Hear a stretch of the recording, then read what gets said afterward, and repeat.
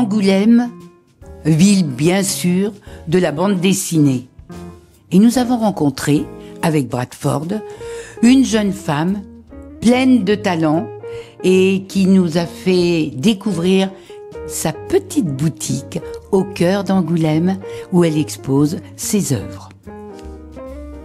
On vient de la séance de cinéma et tout d'un coup tu nous dis « j'ai la petite boutique oui. » dans le centre de la ville. C'est joli ici en plus. Hein. Oui, c'est vraiment le quartier historique. Voilà, on est juste derrière le palais de justice.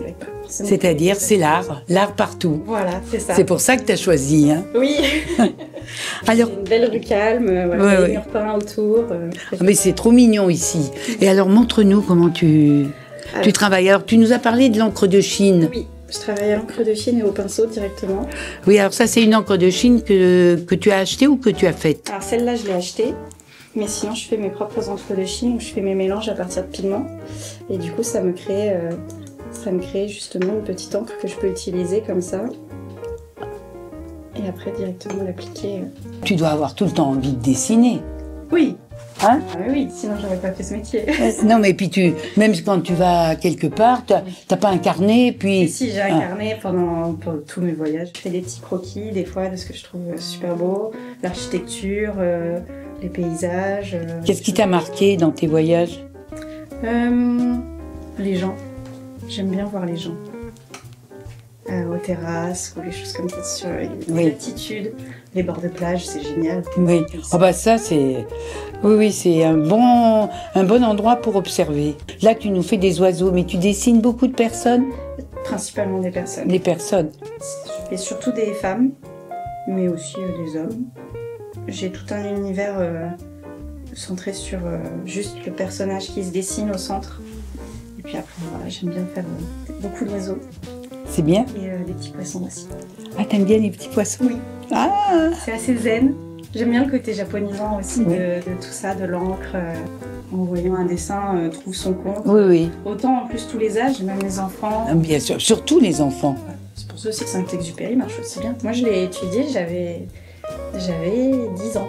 La première fois que j'ai lu Saint-Exupéry à l'école. Et je l'ai étudié au collège, au lycée. Tu sais doser donc? Oui, c'est de l'eau, un liant, donc j'utilise de la gomme arabique, et après le pigment, et un conservateur. Oui, bien sûr. Ça fait quand même 4 éléments. Ça fait 4 éléments, mais c'est pas très... Il faut quand même les maîtriser. Hein. Oui. Tu as mis vraiment en valeur le tableau d'une femme. Oui. Est-ce que tu t'es un peu inspirée d'Anne-Marie? Alors non, je l'avais fait avant Anne-Marie. Ah, du coup, tu t'es inspirée de ton tableau pour Anne-Marie? Voilà, peut-être, sûrement. Parce que ce tableau, il est inspiré de la petite robe noire de Guerlain, des photographies de haute couture de Dior et toutes les photos en noir et blanc de cette époque, à peu près années 40.